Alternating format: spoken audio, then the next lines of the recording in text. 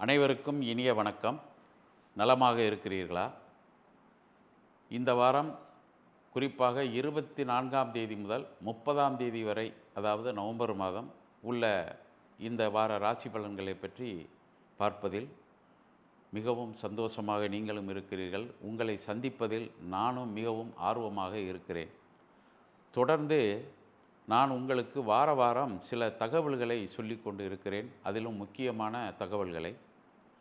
மாதம் மாதம் அமாவாசை வருகிறது. ஆனால் இந்த மாதம் வருகின்ற அமாவாசைக்கு பெயர் மௌனி அமாவாசை என்று பெயராகும். மௌனி அமாவாசை என்றால் என்ன என்பதை பற்றி இந்த ராசி பலன் நிகழ்ச்சியில் இறுதியாக உங்களிடம் நான் குறிப்பாக சொல்கிறேன். நீங்கள் அதை தெரிந்து கொள்ளலாம் என்பதை சொல்லிக்கொண்டு இந்த வார ராசி பலன்களை பற்றி இப்பொழுது பார்க்க ஆரம்பிப்போம்.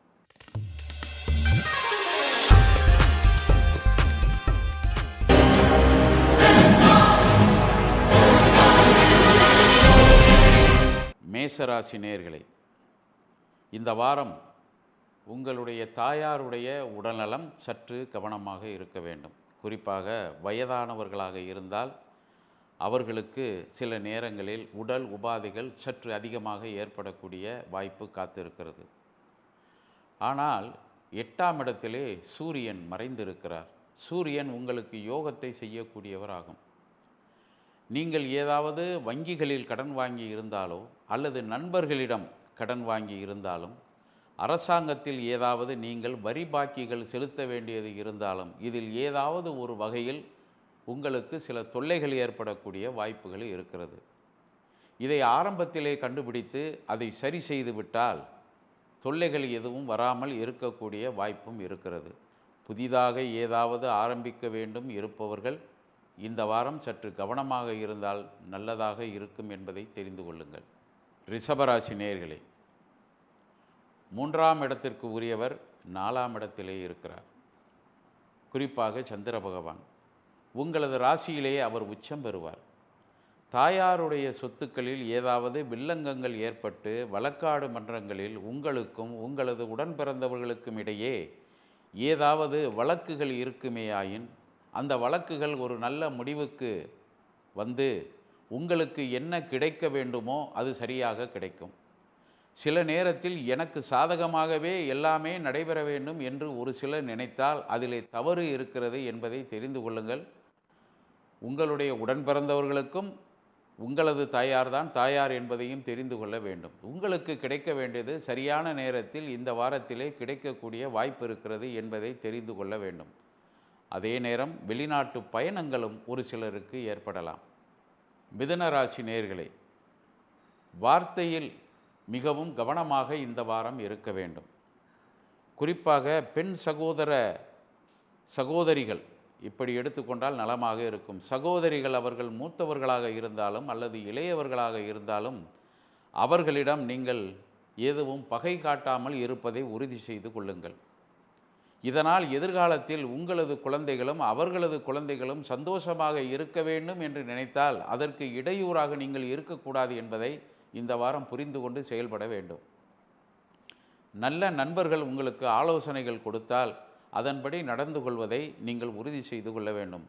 புதிய தொழில் ஆரம்பிக்க வேண்டுமா? ஆரம்பியுங்கள்.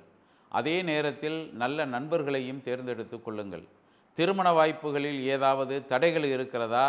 சென்ற வாரத்தை போல் இல்லாமல் இந்த வாரத்தில் ஒரு நல்ல முடிவு கிடைக்கக்கூடிய வாய்ப்பு இருக்கிறது. பார்த்து நடந்து கொள்ளுங்கள். கடகராசி நேயர்களே, ராசியிலே இந்த வாரமும் செவ்வாய் பகவான் தான் இருக்கிறார். அவர் குறிப்பாக இன்னும் ஒரு 2 மாதங்கள் இருக்கக்கூடிய வாய்ப்பு இருக்கிறது. ஆனால் இந்த கடகராசிக்கு செவ்வாய் பகவான் என்ன அந்தஸ்து பெறுகிறார் என்றால் யோகாதிபதி என்ற அந்தஸ்தை பெறுகிறார். 10ஆம் இடத்து அதிபதி, தொழில் சாணாதிபதி, அதே நேரத்தில் பூர்வ புண்ணியாதிபதி என்று சொல்லக்கூடிய அமைப்பை பெற்றவர். எனவே நல்லவர் உங்களுக்கு சற்று பலகீனமாக இருப்பதால் நீங்கள் நினைத்த வகைகளிலெல்லாம் தடைகள் ஏற்பட்டு அந்த காரியங்கள் இறுதியில் வெற்றி பெறும் என்பதில் நீங்கள் உறுதியாக இருக்க வேண்டும். மனம் சோர்ந்து விடாமல் இருக்க வேண்டும். குறிப்பாக மாணவர்களாக இருக்கக்கூடியவர்கள் கல்வியிலே நாட்டம் கொண்டு செயல்பட வேண்டும். வெளியூர்களுக்கு கல்வி கற்க போக வேண்டும் என்று நினைத்தாலும் அதற்கு உண்டான ஏற்பாடுகளும் நிச்சயமாக வெற்றியை கொடுக்கும். குறிப்பாக வெளிநாடுகளுக்கு செல்ல வேண்டும் என்று மாணவர்கள் நினைத்தால் அவர்களுக்கும் இந்த வாய்ப்பு உருவாகும் என்பதை தெரிந்து கொள்ளுங்கள். சிம்ம ராசி நேயர்களே, தொழில் ஸ்தானத்திலே குரு பகவான் இருக்கிறார். அதே நேரத்தில் 7ஆம் இடத்திலே சனி பகவான், 8ஆம் இடத்திலே ராகு பகவான். இடைஞ்சல்கள் அதிகமாக இருக்கிறது என்று உங்களுக்கு நன்றாகவே தெரியும். மற்றவர்களுக்கு ஏதாவது கடன் கொடுக்க வேண்டிய நிலைகள் இருந்தால் உங்களால் இந்த முறை கொடுக்க முடியாவிட்டாலும் அடுத்த முறை தருகிறேன் என்று அவர்களிடம் நீங்களே தானாக சென்று பேசி தவணையை வாங்கி கொள்ளுங்கள். இதனால் குடும்பத்தில் கணவன் மனைவிக்கு இடையே கருத்து வேறுபாடுகள் ஏதாவது வரக்கூடிய வாய்ப்புகள் அதிகமாக இருக்கிறது. அதே நேரத்தில் தொழில் ஸ்தானத்திலே குரு பகவான் இருப்பதால் அவரும் சில நேரங்களில் நீங்கள் நினைத்தது மாதிரி உங்களது தொழிலை கொண்டு போக விடாமல் ஏதாவது தடைகளை ஏற்படுத்துவார். எனவே இந்த விஷயத்தில் சரியான முடிவு எடுப்பதற்கு நன்றாக நீங்கள் ஓய்வெடுத்து கொள்ள வேண்டும். இரவு நேரங்களில் நல்ல உறக்கம் உங்களுக்கு தேவைப்படுகிறது என்பதை தெரிந்து கொண்டு செயல்படுங்கள். இறுதியில் வெற்றி உங்களுக்கு தான் கிடைக்கும்.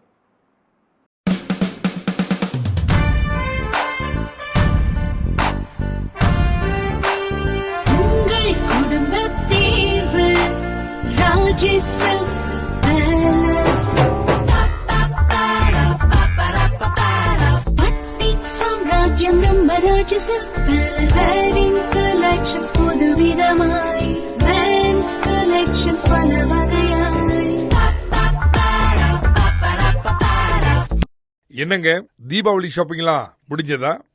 மகிழ்ச்சியான குடும்ப shopping mall Raji silk palace.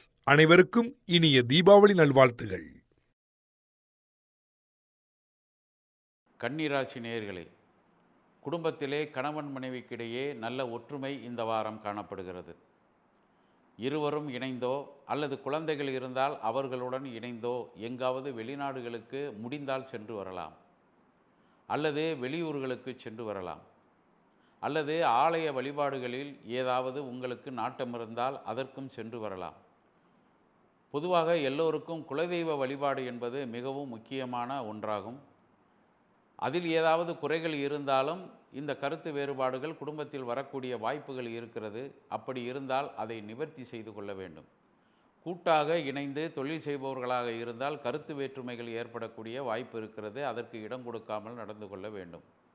ஒரு சிலருக்கு முழங்காலுக்கு கீழே ஏதாவது வலி ஏற்படக்கூடிய வாய்ப்புகள் இருக்கிறது. அதே நேரத்தில் குறிப்பாக வாகனங்களில் பயணம் செல்பவர்கள் மிகவும் எச்சரிக்கையாக இருக்க வேண்டிய வாரமாகவும் இந்த வாரம் அமைந்திருக்கிறது என்பதை தெரிந்து கொள்ளுங்கள். துலாம் ராசி நேயர்களே, நினைத்தது எதுவும் சரியாக நடைபெறவில்லை என்ற வருத்தம் உங்களுக்கு இருக்கலாம். இதற்கு காரணம் பல இருக்கிறது.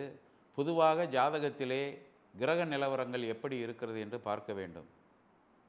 அதே நேரத்தில் கோச்சார ரீதியாக ஒரு சில நேரங்களில் நல்ல வாய்ப்புகளும் உங்களுக்கு கிடைக்கலாம்.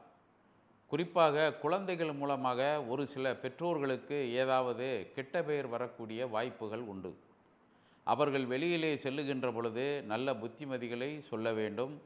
அதே நேரம் நீங்கள் வளர்க்கின்ற வளர்ப்பு முறைகள் சரியாக இருந்தால் தவறுகள் எதுவும் நடக்காது என்பதும் உங்களுக்கு நன்றாக தெரியும் என்பதை இந்த வாரத்தில் தெரிந்து கொள்ளக்கூடிய வாய்ப்பை இந்த நவக்கிரகங்கள் எல்லாம் உங்களுக்கு உணர்த்தப் போகிறார்கள் என்பதில் மிகவும் கவனத்துடன் இருந்து செயல்பட்டால் மற்ற பிரச்சனைகள் எல்லாம் உங்களுக்கு படிப்படியாக நிவர்த்தியாகி சீராகவும் அமைதியாகவும் இருக்கக்கூடிய நாளாக இருக்கும்.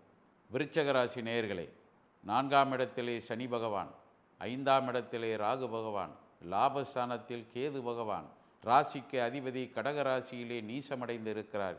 இப்படி கிரக நிலவரங்கள் எல்லாம் சாதகமாக இல்லை என்ற நினைவு பலருக்கு உண்டு என்பதை தெரிந்து கொள்ளுங்கள்.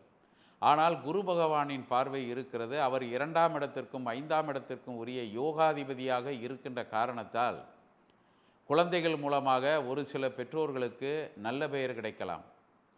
அதே நேரத்தில் பொருளாதார சிக்கல்கள் சற்று படிப்படியாக குறையக்கூடிய வாய்ப்பும் காணப்படுகிறது.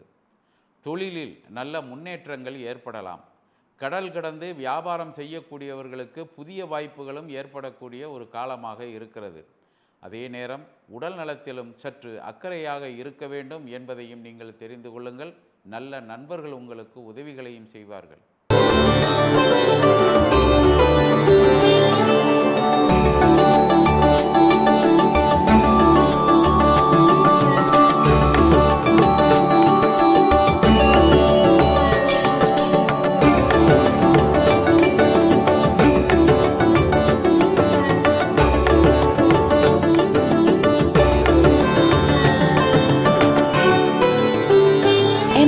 Gold, a lifetime investment. தனுசு ராசி நேயர்களே, ராசிக்கு அதிபதி 6ஆம் இடத்தில் இருக்கிறார்.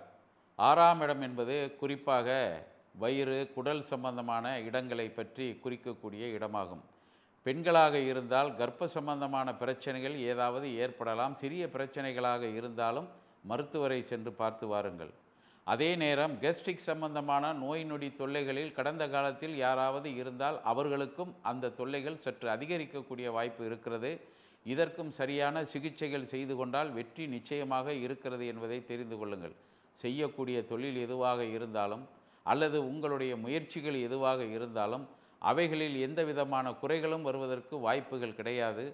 இதுவரை வராத கடன்கள் ஏதாவது இருக்குமே ஆயின் அந்த கடன்கள் இந்த வார இறுதியில் வந்து சேரக்கூடிய வாய்ப்பும் இருக்கிறது என்பதை நீங்கள் புரிந்து கொண்டு செயல்பட்டால் உங்களுக்கு நிச்சயமாக வெற்றி இருக்கிறது என்பதை தெரிந்து கொள்ளுங்கள். மகர ராசி நேயர்களே, தொழில்களில் ஏதாவது போட்டிகள் இருக்கலாம். ஆனால் அந்த போட்டிகள் உங்களை பெரிய பாதிப்புக்கு ஆளாக்காது என்பதை பற்றி நீங்கள் புரிந்து கொள்ள வேண்டும்.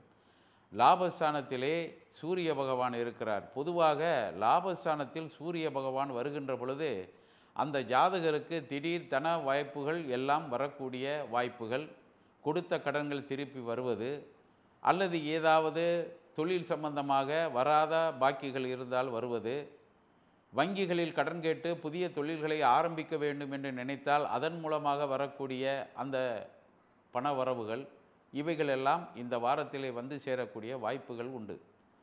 ஒரு சிலர் வெளிநாடுகளுக்கு பயணம் சென்றிருந்தால் அங்கு கூட ஏதாவது தொழில் வாய்ப்புகளை பெரிதாக்க முடியுமா என்ற சிந்தனையில் ஈடுபட்டால் அதற்கு நல்ல நண்பர்களை நீங்கள் தேடினால் நிச்சயமாக உதவிகள் செய்வார்கள் என்பதையும் தெரிந்து கொள்ளுங்கள். கும்பராசி நேயர்களே, இந்த வாரம் வேலை பளு சற்று அதிகமாக இருக்கிறது என்ற உண்மை நீங்கள் புரிந்து கொள்ள வேண்டும். சுகஸ்தானத்தில் இருக்கக்கூடிய குரு பகவான் உடல்நலத்தில் சிறிய பாதிப்பு எதையாவது கொடுக்கலாம். அதுவும் குறிப்பாக அவர் நில சம்பந்தமான ராசியில் இருக்கிறார். யார்? குரு பகவான். நீங்களும் குறிப்பாக நில சம்பந்தமான ராசி தத்துவத்தை உடையவர்கள். எனவே உங்களுக்கு ஏதாவது வாங்கிய சொத்துக்கள் இருந்தாலும் பூர்வீக சொத்துகள் இருந்தாலும் அந்த சொத்துகள் மூலமாக சில நேரங்களில் நல்ல விலை கிடைக்கக்கூடிய வாய்ப்புகள் இருந்தாலும் கடைசி நேரத்தில் 3வது நபர் அதில் தலையிட்டால் அதன் மூலமாக மன வருத்தங்கள், சிறிய மன வருத்தம் உங்களுக்கு வரக்கூடிய வாய்ப்பு இருக்கிறது. அந்த வாய்ப்புகளை வரவிடாமல் நீங்கள் பார்த்து கொள்ள வேண்டும். குடும்பத்தில் கணவன் மனைவி உறவு சிறப்பாக இருக்கிறது. நீங்களும் உடல்நலத்தில் மிகவும் அக்கறையாக செயல்பட்டால் நிச்சயமாக நன்றாக இருப்பீர்கள். மீனராசி நேயர்களே, எப்பொழுதுமே குழப்பத்துடன் இருக்கக்கூடியவர்கள் இவர்கள் என்றால் மிகையாகாது. காரணம், இருப்பதை இல்லாதது போலும் இல்லாததை இருப்பது போலும் நினைத்து சிந்திக்கக்கூடியவர்கள். அவைகளை எல்லாம் விட்டுவிடுங்கள். தைரியமாக செயல்படக்கூடிய வாய்ப்புகள் உண்டு. அதே நேரத்தில் நமக்கு உடனடியாக ஏதாவது மீட்சி கிடைக்க வேண்டுமே என்று நீங்கள் ஏதாவது குறுக்கு வழியில் இறங்கி கடன் வாங்க முயற்சித்தாலோ அல்லது உங்கள் உடல்நலத்திற்கு ஏதாவது சாதாரண வைத்தியம் பார்க்க வேண்டும் என்று நினைத்தாலோ அல்லது உங்களுடைய எதிர்காலம் சிறப்பாக இருக்கும் என்று யாரையாவது தேடி சென்று அவர்களிடம் ஆலோசனைகள் கேட்டாலோ அதன் மூலமாக உங்களுக்கு எதிர்காலத்தில் சிக்கல் இருக்கிறது என்பதை தெரிந்து கொள்ள வேண்டும். உண்மையிலேயே உங்களுக்கு நல்ல நேரம் இருக்கிறது. ஆலய வழிபாடுகளில் முக்கியத்துவம் செலுத்துங்கள். முன்னோர்களை வழிபடுவதற்கு நீங்கள் மிக மிக அக்கறை எடுத்து கொள்ள வேண்டும். இப்படியெல்லாம் செய்தால் நிச்சயமாக இந்த வாரம் நன்றாக இருக்கும்.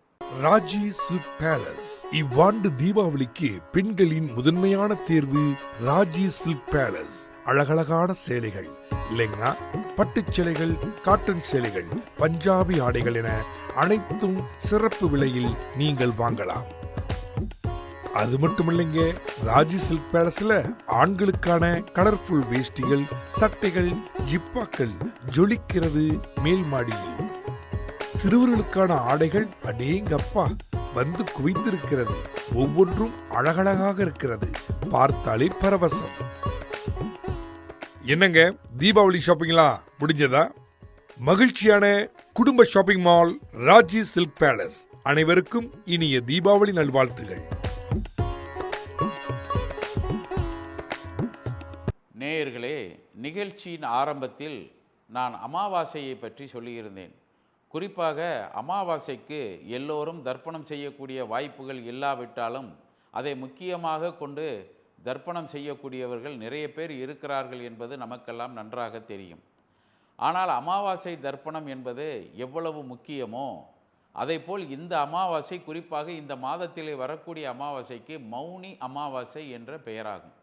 இந்த அமாவாசை என்று விரதமாக இருப்பவர்கள், தர்ப்பணம் செய்பவர்கள், இந்த அமாவாசை வழிபாடு செய்யக்கூடியவர்கள், தான தர்மம் செய்யக்கூடியவர்கள் எல்லாம், நீங்கள் தான தர்மம் செய்யக்கூடியவர்களாக இருந்தால் விடிந்தவுடன் குளித்துவிட்டு யாருக்காவது தான தர்மம் செய்ய வேண்டும் என்று நினைத்தால் அவர்களை தேடிச் செல்ல வேண்டும். அந்த தான தர்மத்தை செய்து முடிக்கின்ற வரை நீங்கள் யாரிடமும் பேசக்கூடாது, மௌனமாக இருக்க வேண்டும்.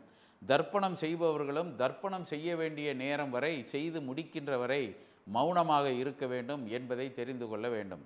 ஆலய வழிபாட்டிற்கு சென்றாலும் அந்த வழிபாடு முடிகின்ற வரை மனதிற்குள் வழிபாடுகளை பண்ணிக்கொள்ள வேண்டுமே தவிர வாயை துறந்து எந்த மந்திரத்தையும் ஜெபம் செய்யக்கூடாது என்பதையும் நீங்கள் தெரிந்து கொள்ள வேண்டும், குறிப்பாக ஆலய வழிபாட்டிலே.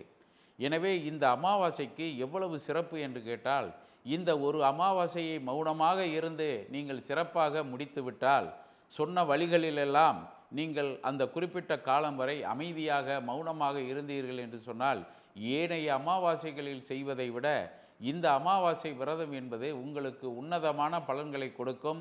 தெய்வ நம்பிக்கை வளரும், தெய்வங்களின் ஆசீர்வாதம் உண்டு. குறிப்பாக பெற்றோர்களின் ஆசீர்வாதம் பரிபூரணமாக உங்களுக்கு கிடைக்கும் என்று சொல்லிக்கொண்டு விடைபெறுகிறேன். நன்றி, வணக்கம்.